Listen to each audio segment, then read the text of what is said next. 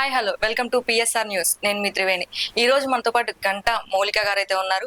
అసలు వారి రాజకీయంలో అసలు ఎలా వచ్చారు, ఏంటి రాజకీయానికి రావడానికి గల కారణాలు ఏంటి, వారి మాటలోనే అడిగి తెలుసుకుందాం. నమస్కారం. ఎలా ఉన్నారు మేడం? బాగున్నా అండి. అసలు మీరు ఇంత చిన్న వయసులోనే రాజకీయంలో ఎండ లేదు, వాన లేదు, చలి లేదు, అసలు ఏది చూడకుండా రాజకీయం, అది టీడీపీలోనే ఎందుకు ఇంత ప్రత్యేకంగా చేస్తున్నారు మీరు? అంటే నేను రాజకీయంలోకి రావడానికి మెయిన్ రీజన్ అయితే మా నాన్నగారండి. మా నాన్నగారు ఇప్పుడు నేను ఏదైతే వార్డుకి 23వ వార్డుకి కార్పొరేటర్ గా పోటీ చేశానో అదే వార్డుకి అంతకు ముందు కాంగ్రెస్ ప్రభుత్వంలో నాన్నగారు కార్పొరేటర్ గా పనిచేశారు. సో ఆయన తర్వాత ఆయన రాజకీయ వారసురాలుగా నేను రావటం జరిగింది. సో ఆఫ్టర్ మనకి ఎప్పుడైతే ఏపీ డివైడ్ అయిందో అప్పటి నుంచి మన వైపు కాంగ్రెస్ లేదు, తెలిసింది అందరికి. సో ఆ తర్వాత కోవలమూడి రవీంద్ర గారు మాట్లాడడం వల్ల ఆయన తరపున టీడీపీలోకి మేము జాయిన్ అవ్వడం జరిగింది. నాన్నగారి తరపున నేను రావడం జరిగింది. మీ నాన్నగారు వారసురాలుగా వచ్చానంటున్నారు. మీరు జాయిన్ అయితే కాంగ్రెస్ లో జాయిన్ అవ్వాలి, లైక్ టీడీపీలోనే ఎందుకు జాయిన్ అయ్యారు? వైసీపీలో కానీ ఇప్పుడు చాలా రకాల పార్టీలు ఉన్నాయి, వాటిలో ఎందుకు జాయిన్ అవ్వకుండా ప్రత్యేకంగా టీడీపీలోనే ఎందుకు జాయిన్ అవ్వాలి? ఎప్పుడైతే కాంగ్రెస్ మన ఏపీ నుంచి పూర్తిగా గాయబ్ అయిపోయిందో అప్పుడు ఏంటి అంటే కోవెలమూడి రవీంద్ర గారు నాన్నగారు నాన్నతో మాట్లాడి టీడీపీలో జాయిన్ చేయడం జరిగింది. సో నాన్న తరపున నేను ఈ టీడీపీలో జాయిన్ అవడం అనేది జరిగింది. ఎందుకంటారు టీడీపీ మీద అంత మక్కువ? సో అలా ఏం లేదండి.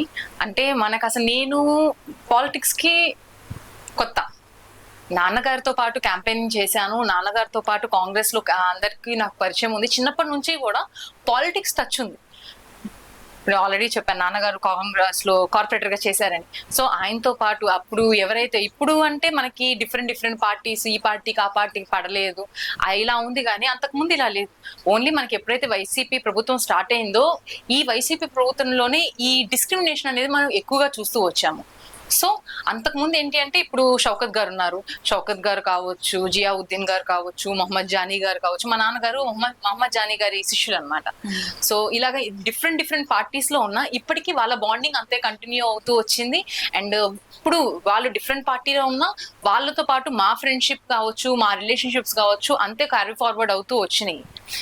సో అలాగా పార్టీలకు అతీతంగా ఫస్ట్ నుంచి కూడా మేము చేస్తూనే వచ్చాము. ఎప్పుడైతే మనకి కాంగ్రెస్ అనేది మనకి ఆంధ్ర నుంచి పూర్తిగా అయిపోయిందో అప్పుడు ఇంకా నాన్నగారు ఏంటంటే ఇంకే పార్టీలోకి వెళ్ళకూడదు అని చెప్పి డిసైడ్ అయ్యి ఉండిపోయారు. కానీ లేదండి, మీరు ఇప్పటి వరకు చాలా సర్వీస్ చేస్తున్నారు, మీలాంటి వాళ్ళ అవసరం మాకు ఉంది అని చెప్పేసి నాన్నగారు మాట్లాడి టీడీపీలోకి జాయిన్ చేయించడం జరిగింది. అంటే పుట్టిల్లు వేరు, నాన్నగారు సపోర్ట్ చేశారు, ఓకే.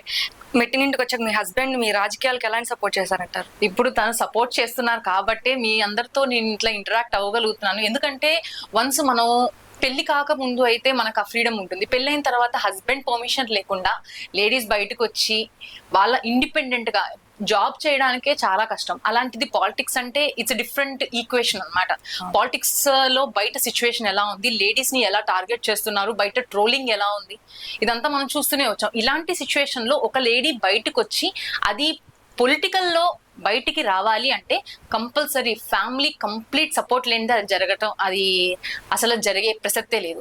నాకు మా హస్బెండ్ ఫుల్ కోఆపరేషన్ ఉంది, తను ఎక్కడికి వెళ్తున్నా కూడా తన సపోర్ట్ ఉంది కాబట్టి నేను ఇంత కాన్ఫిడెంట్ గా బయటికి రావడం, ఇంత వర్క్ చేయడం అనేది జరుగుతుంది. అంటే పిల్లలు కానీ మా మమ్మీ మాతో ఉండట్లేదు, అత్తగారు హస్బెండ్ అనే కాకుండా అత్తయ్య మామయ్య, I'm lucky to say that I have an understanding family.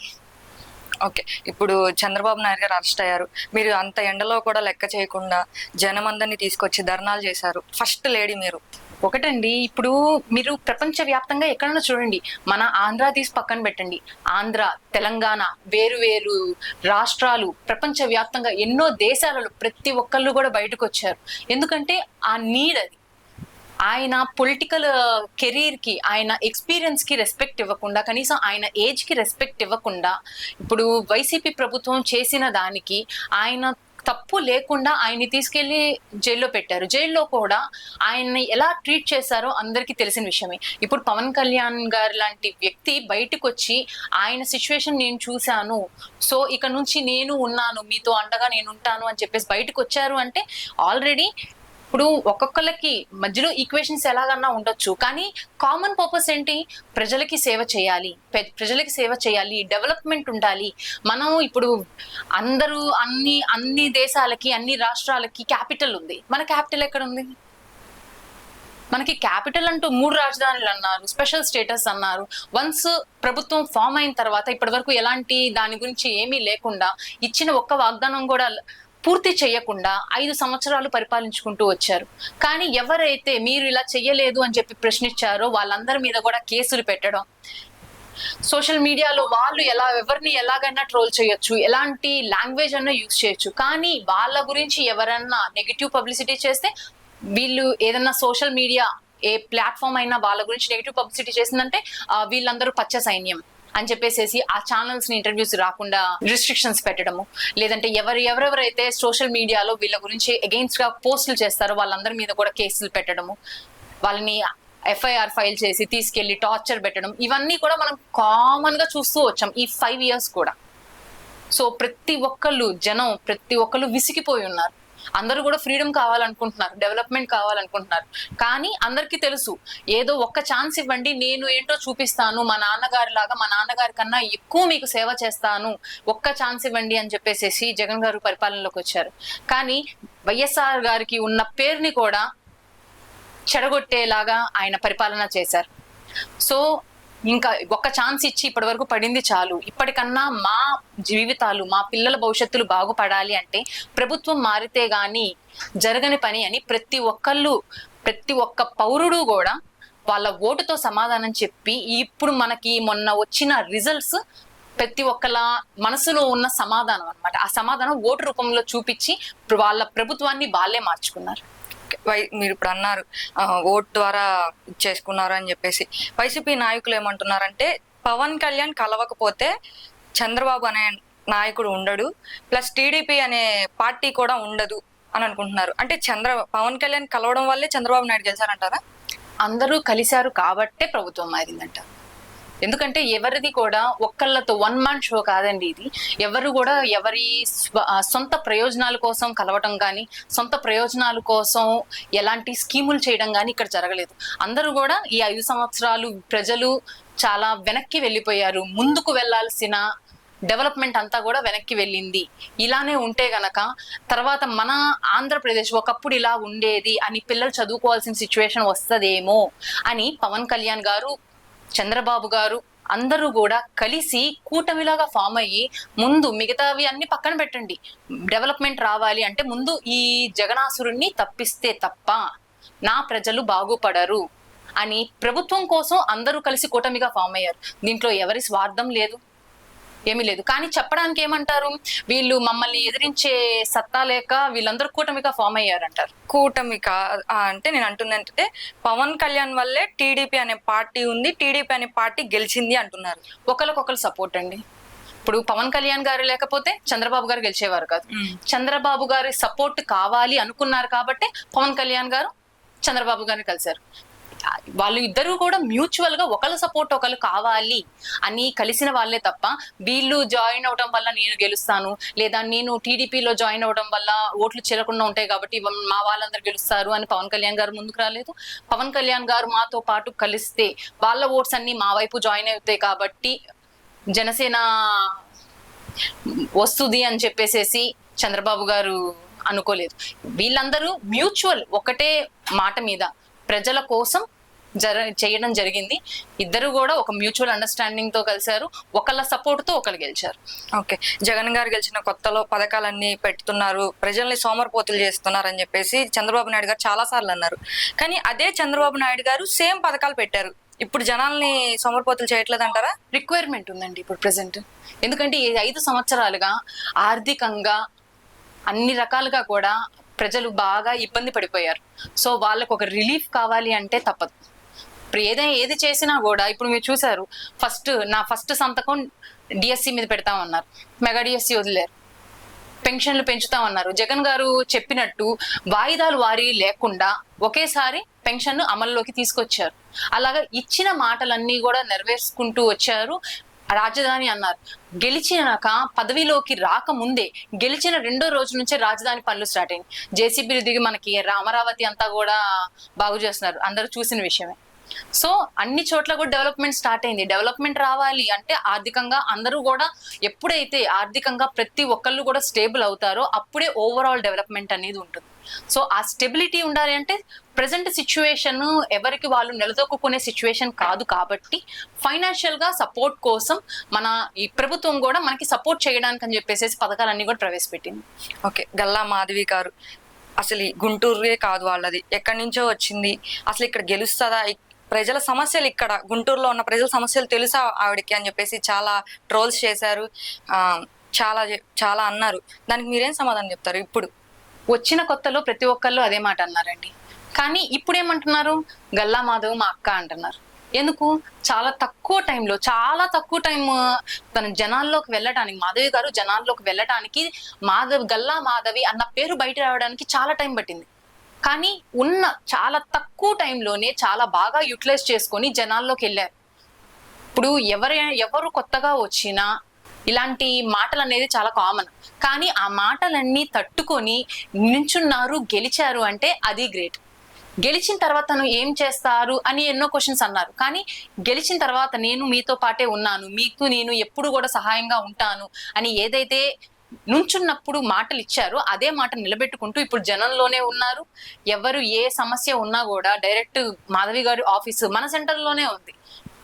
Srinivasarao తోట మెయిన్ రోడ్ లో మాధవి గారి ఆఫీస్ ఉంది. ఎవరు ఏ సమస్యలు అని చెప్పేసి దరఖాస్తు తీసుకెళ్ళినా కూడా పర్సనల్ గా కలిసి వాళ్ళకి కూడా గైడెన్స్ ఇస్తున్నారు, సపోర్ట్ చేస్తున్నారు. ఓకే, సో ఇచ్చిన మాట నిలబెట్టుకున్నారు కాబట్టి మాధవి గారు ఏదైతే మాట అన్నారో, రజనీ గారు ఏదో ఊరు నుంచి వచ్చారు, మీ బిడ్డని మమ్మల్ని నన్ను ఆదరించి అన్నారు. కానీ ఉన్న ఆల్రెడీ మినిస్టర్ గా పనిచేసి గెలిచిన నియోజకవర్గంలోనే ఎలాంటి అభివృద్ధి చేయలేని వ్యక్తి మన గుంటూరు జిల్లాకి వచ్చి నేను మీ బిడ్డనమ్మా నన్ను ఆదరించండి, మీకు అభివృద్ధి చేస్తాను అంటే ఎవరు నమ్ముతారండి? అదే సమాధానం ఓటు రూపంలో చెప్పారు. ఓకే, జగన్ గారి పాలనలో అంతా రౌడీయిజం అని చెప్పేసి చాలా మీరు అన్నారు, మాటలన్నారు.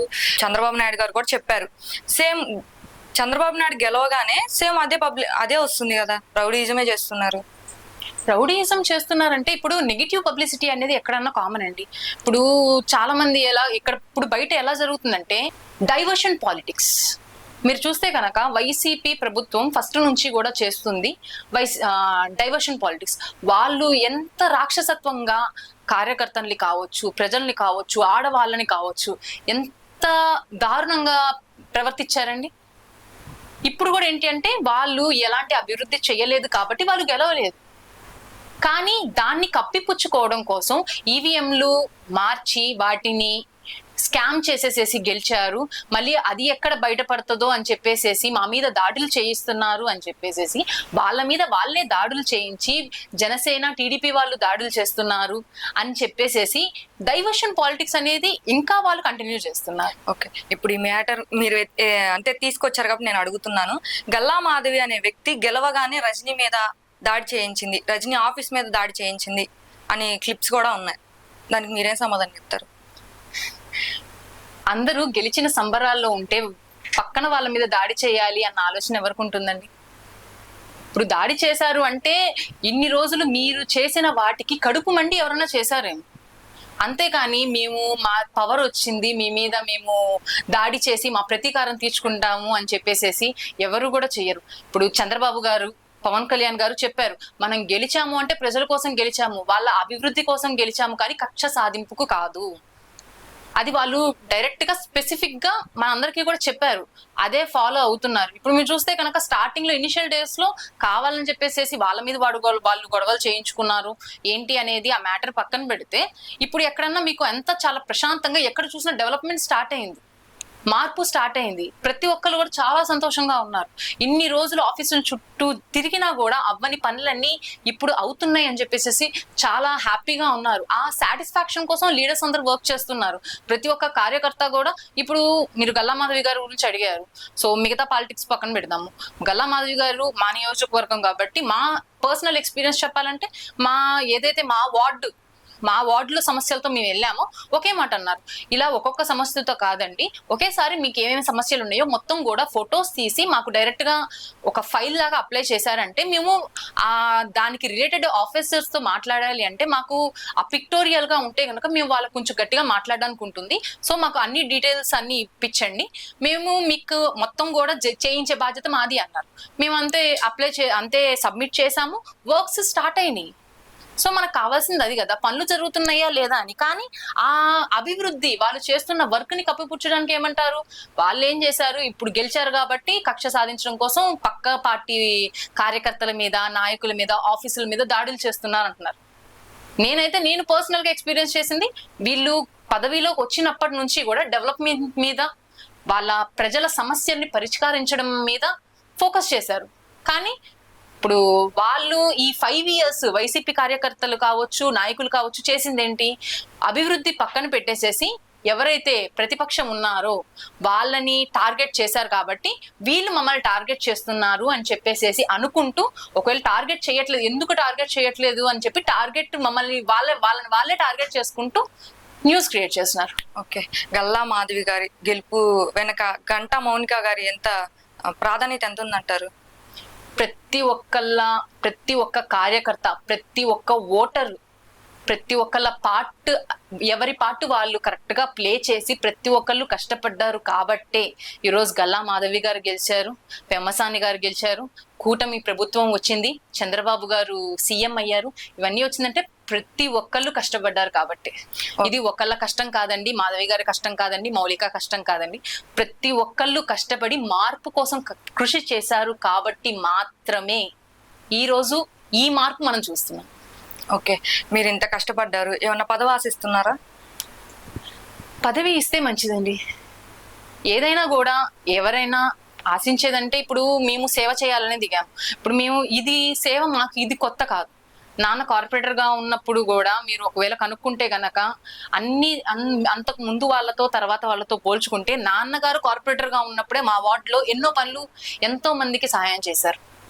సో అలాగా పుట్టినింట్లో, మెట్టినింట్లో మా అత్తయ్య గారు ఓల్డ్ ఏజ్ హోమ్ రన్ చేస్తున్నారు. సో అలాగా ఎన్నో సంవత్సరాల నుంచి ఓల్డ్ ఏజ్ హోమ్ రన్ చేస్తూ ఎంతో మందికి సహాయం చేస్తూ వచ్చారు. ఓల్డ్ ఏజ్ హోమ్ తరపున ఎంతో మందికి బట్టలు, సరుకులు ఇవన్నీ కూడా దానం చేస్తూ వచ్చారు. సో అలాగా పుట్టినింట్లో మెట్టింట్లో ఇద్దరూ కూడా సేవలో ఉన్నారు కాబట్టి మేమందరం కూడా, ఇప్పుడు అత్తయ్య గారు చనిపోయిన తర్వాత మేము ఆశ్రమాన్ని రన్ చేసుకుంటూ ఎంతో మందికి హెల్ప్ చేస్తూ వచ్చాము. సో మాకు ఆ ఒకళ్ళకి సర్వీస్ చేసినప్పుడు వాళ్ళు చూపించే గ్రాటిట్యూడ్ లో, వాళ్ళ ఫేస్ లో వచ్చే స్మైల్ లో ఉండే ఆ సాటిస్ఫాక్షన్ అది తెలుసు. సో ఆ సాటిస్ఫాక్షన్ కోసం మేము వర్క్ చేస్తున్నాం. సో ఒక పవర్ ఉంది మన చేతిలో. ఇప్పుడు బయట సిచ్యువేషన్ ఎలా ఉందంటే, మనకి చెయ్యాలని అని ఎంత తపన ఉన్నా మనకి ఒక పవర్ లేనిదే మనం ఫుల్ ఫ్లెడ్జ్డ్ గా ఏ సర్వీస్ కూడా చేయలేని సిచ్యువేషన్ బయట. సో ఇలాంటి సిచ్యువేషన్ లో ఈదో మనీ ఉండాలి లేదా పవర్ ఉండాలి. సో సేవ మీద ఫోకస్ పెట్టినప్పుడు మనం కోట్లు సంపాదించలేము. కోట్లు సంపాదించాలంటే అడ్డదారులు తొక్కాలి. మనకి సేవ దీంట్లో ఉన్నప్పుడు అడ్డదారులు తొక్కాల్సిన అవసరం లేదు. సో ఇంకా మనం కరెక్ట్ వేలో ఉంటూ సర్వీస్ చేసుకుంటూ ఎక్కువ మందికి సర్వీస్ అందించాలి అంటే ఓన్లీ పవర్ ఉంటే మాత్రమే అది పాసిబుల్ అవుతుంది. సో ఆ పవర్ కోసమే ట్రై చేస్తున్నాం. ఓకే, కోవిడ్ టైంలో ఏమన్నా అయితే నేనున్నానని చెప్పేసి ముందుకు వచ్చారంట, అది ఎంతవరకు నిజం అంటారు? కోవిడ్ టైంలో మీరు ఎక్కడన్నా చూసుకోండి, మేము చేసిన యాక్టివిటీస్ ఎవరు చేసి ఉండరు. కూరగాయలు పంచడం కావచ్చు, బియ్యం పంచడం కావచ్చు, అన్నం ఫుడ్ పంచడం కావచ్చు.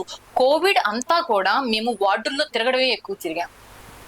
సో ఏదైనా కూడా, ఎందుకంటే మామూలు టైంలో సెలబ్రేషన్స్ అప్పుడు అందరూ వస్తారు, కానీ ఎప్పుడైతే అవసరం ఉంటుందో, అవసరం ఉన్నప్పుడు మేమున్నాము అని వచ్చే వాళ్ళ కోసమే జనం ఎదురు చూస్తారు. సో అలాంటి టైంలో మేము ఉండాలి. ఏ పదవులు పక్కన పెట్టండి, అధికారం పక్కన పెట్టండి, అవసరం అయినప్పుడు మేము ఉన్నామా లేదా అది ఇంపార్టెంట్. సో ప్రజలకు ఆ టైంలో రిక్వైర్మెంట్ ఉంది, మా చేతనైనంత మేము చెయ్యాలి, మాకు అందుబాటులో ఉన్న వాళ్ళతో మేము చేయించాలి అని కోవిడ్ టైంలో కావచ్చు, ఆ తర్వాత కావచ్చు, ఇప్పటికీ కూడా ఇన్ ద ఫీల్డ్ వర్క్ జరుగుతూనే ఉంది. ఇప్పుడు ప్రభుత్వం ఫామ్ అయిన తర్వాత ఇప్పుడు వరకు లాస్ట్ గవర్నమెంట్ లో ఎన్నిసార్లు చెప్పినా కూడా స్ట్రీట్ లైట్స్ అవన్నీ చాలా ఏరియాస్ లో వేయలేదు. సో అవన్నీ వేయించాం. డ్రైనేజ్ వర్క్ స్టార్ట్ అయింది, నిన్నటి నుంచి డ్రైనేజ్ వర్క్ స్టార్ట్ అయింది. రోడ్ల గురించి కూడా ఆల్రెడీ మాట్లాడుతున్నాం. సో ఏదైనా కూడా మన తోచినంతలో మనం వర్క్ చేయాలి, మన వార్డు డెవలప్ చేసుకోవాలి, మన ప్రజలకి మనం హెల్ప్ చేయాలి, మనకి వాళ్ళకి అందుబాటులో ఉండాలి. అదే కాన్సెప్ట్ గా పెట్టుకొని ఫస్ట్ నుంచి కూడా వర్క్ చేస్తున్నాం. ఓకే, గల్లా మాధవి గారి గురించి ఒక మాటలో చెప్పాలంటే ఏం చెప్తారు? అందరి ఇంటి ఆడపిల్లలాగండి. ఓకే మేడం, టీడీపీలో ఇంత కృషి చేశారు, ఎన్నో సేవా కార్యక్రమాలు చేశారు, పార్టీ మిమ్మల్ని గుర్తిస్తుందంటారా?